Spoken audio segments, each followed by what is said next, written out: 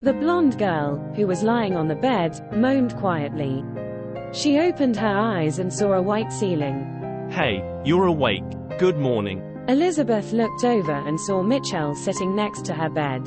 She could see a piece of gauze and bruises on his face. Where is Sophie? Don't worry, she's fine. She is not in life-threatening condition. The ambulance came soon after the police. But she is still in the operating room. The paramedics said that the bullet had hit her upper arm and broke her humerus. It would take months to recover. Ferone and I were much more fortunate that we are not that severely injured. Where is the prophet? He's fine too, but we're not sure about other aspects. The doctor is still checking. By the way, he's lying right next to you. Where is Alice? And the others? Ferone's friend Lucas brought her to the police station. Alice is now a material witness and is being held in police protection. We briefly explained the situation to the police in the police car. We also told them that she might need a psychological evaluation. Ferone has just gone to give his statement. I guess I'm going to give one later as well. The police have just told us that they were going back in the afternoon to search for evidence. Ferone and I will go back with them and get our luggage. As for those 3 men, they were held at the police station. They were arrested on the spot. Faisang can't get away with it, can he? Oh right. Did you give all the evidence to the police? Hearing that, Mitchell gave Elizabeth a mysterious smile and took something out of his bag, showing a corner of it. He immediately stuffed it back into the bag. Oh. Sophie told me in secret before she got on the ambulance. Michelle took the magical book. Does Ferone know this? He knows. He gave me the permission to have it. The police took us straight to the hospital. I explained to Ferone the job of the Livre family when they weren't looking. And then he agreed that it would be better to leave the book in the hands of experts. If someone else have it, the same tragedy will recur. Besides, the CDs themselves are strong evidence to charge him with false imprisonment. Also, grievous bodily harm, we are the evidence. Ha ha, I should have gotten more injured. Not only to make his crime more serious, but also to make me end up in the operating room with Sophie. It's not necessary. Ha ha. Yeah, that's true. It must hurt her when she wakes up before me and sees me still asleep. Oh. We took Alice's stuff without really using them. I will return those things to her privately. Well, this is the end. Sophie's divination was really accurate when we look back and think. You should say that a little bit later. Mitchell looked to the right side of Elizabeth. This was a double room, and Elizabeth's bed was by the door. Elizabeth looked over and saw a dark-haired man lying on the bed. His wounds were all well treated. What should we do now? He hasn't even woken up yet. The police don't know his name, the doctors can't give him a psychological evaluation, and we don't know what he's been through. Also, my friend has got nothing so far. Someone pushed in the door and entered. That was Ferone, who had just finished his statement giving. Are you feeling okay? I'm okay. See, I can walk. Elizabeth got out of bed. Steadying herself by grabbing the bedside table, she walked to the man's bed. Ferone also walked over, looking at the dark-haired man on the bed with mixed feelings. Elizabeth and Mitchell wondered what he was thinking. Will he die like Abel after dealing with the demon? His situation is better than Abel's. We can still save him. If we know the name of the demon. It's my friend. Michelle turned up the volume.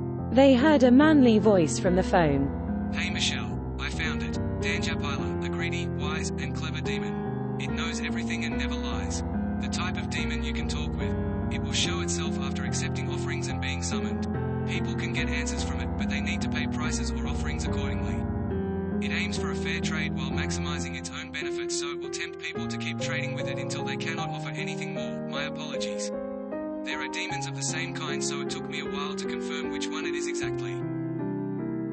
To summon it, apart from its own magic, you can use the basic demon summoning magic, then offer a sacrifice and call its name. Do you know how to do it? Yes, thank you very much, Zachariah. Very well. Good luck with that. The dialogue was beyond Ferone's comprehension. He thought the ceremony was weird enough.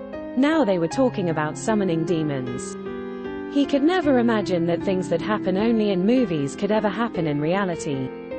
He was even more shocked when he saw that this was nothing special to Mitchell.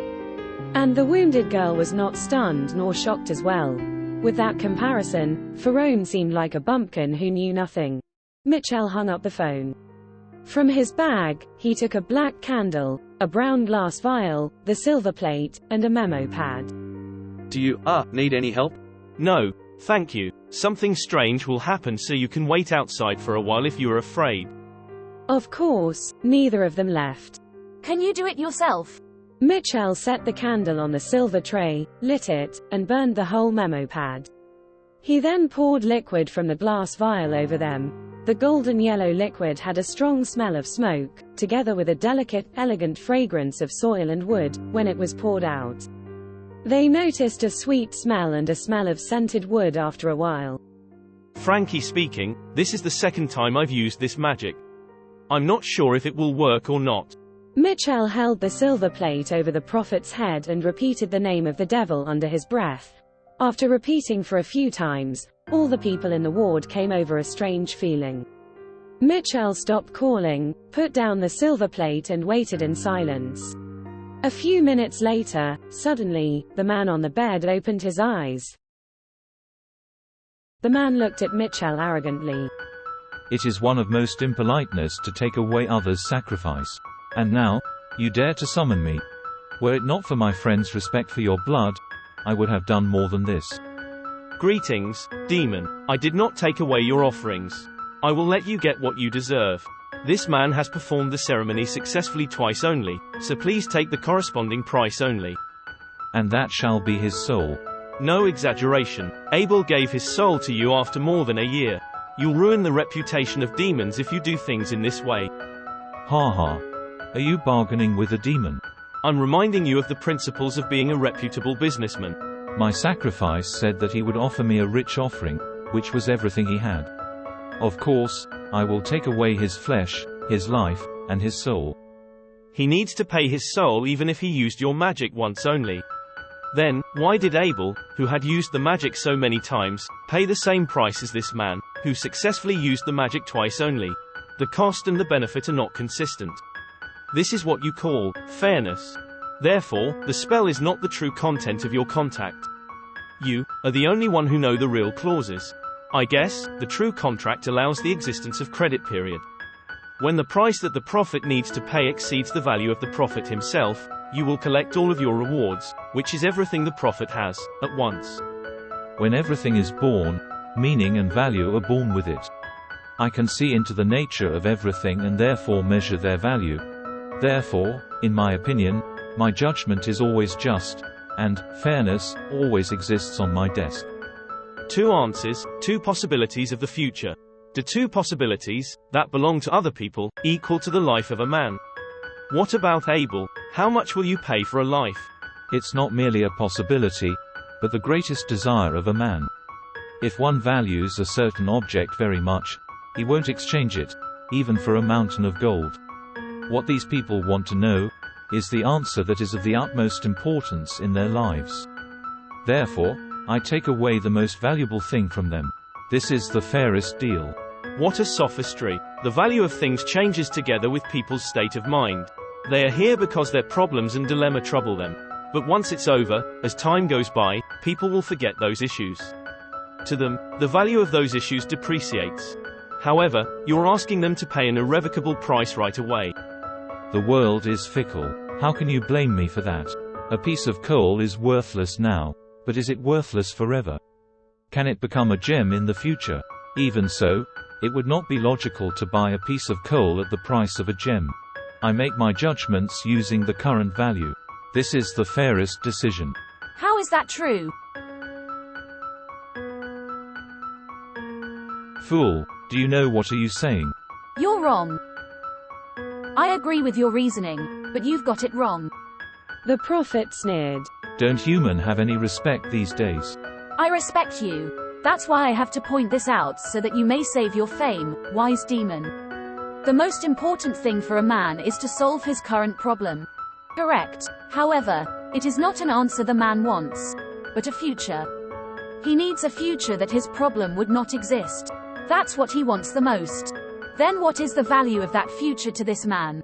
Without the ceremony, when the man fails to obtain this future, he won't die. On the other hand, if he manages to get this future, he won't die as well. There is no exchange here, so life cannot be exchanged for future.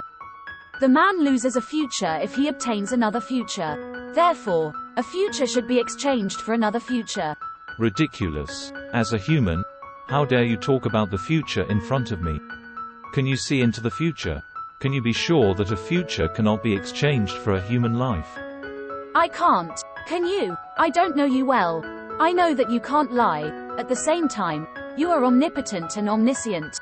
These 2 points are contradictory to each other. What Mitchell said inspired me. Spell is nothing more than a spell, a part of the ceremony that summons you. To you, and to the contract between you and the others, it has no special meaning. Then, let's prove it. Are you really omnipotent and omniscient? I see. You use the current value when making decisions because you can't see into the future. You can't see the future value of an object. Therefore, you have to use that rhetoric to take away what is most valuable to people. If you want to refute it, then tell us what will happen in the future. You can only choose one from 2 futures, is that it? The man has given 2 revelations, that is to say, 2 futures that others want. Then please feel free to take away the 2 futures that this man wants. What's wrong? Can't you take it away? Yes, I can't change the future. Oh, what should we do then? I can only take away things that belong to present. I will take away his blessing. What will happen to him? Without his blessing, he will become unfortunate. Are you taking away all of his blessings? Some of it. He is going to be unlucky for the next 3 or 4 years. Are you sure you don't want to take less than that? After all, this man delivered only 1 revelation from you. Didn't he? Human, your courage and curiosity will kill you someday in the future. One more word and I will kill you all. All right. The demon grunted and left. The atmosphere in the ward clearly became more peaceful. Phew. Finally it's over. Hey. Suddenly I feel sorry for him. Because of the results of those 2 ceremonies? The 2 revelations were all about us. Think of it this way. The prophet was able to hear the wishes of all the people in the multimedia hall. Out of all these wishes, he only said the revelations that we needed. Isn't that because the demon chose our question? Do you remember the 3rd ceremony? After the demon had answered our question, it seemed like it was going to answer another question. But then Farsang switched on the lights in the ceremony room and forcibly interrupted the ceremony. The ceremony must be performed in darkness. If Farsang had left the lights off, would the prophet have continued to deliver other revelations? He told me how the price was calculated. It is proportional to the number of times you join the ceremony, so he would interrupt the ceremony with this little trick. It is only my guess. The prophet is a mouthpiece of the demon. He says exactly what the demon said. We were lucky enough in the 3rd ceremony that the demon answered our question first. However, as for the 4th revelation, that was not something that the demon would say. That was something Abel would say. Right. Then why did the prophet become a mouthpiece of Abel? Did Abel interfere the ceremony? Or did the prophet himself choose to speak for Abel? Did the prophet know that, by saying so, he would be saved? When the prophet wakes up, we can ask him about what happened. But for now, we can have some rest first. After all, it's all over now, so it's no use regretting anything. Maybe we should treat him to a meal. Which is not enough.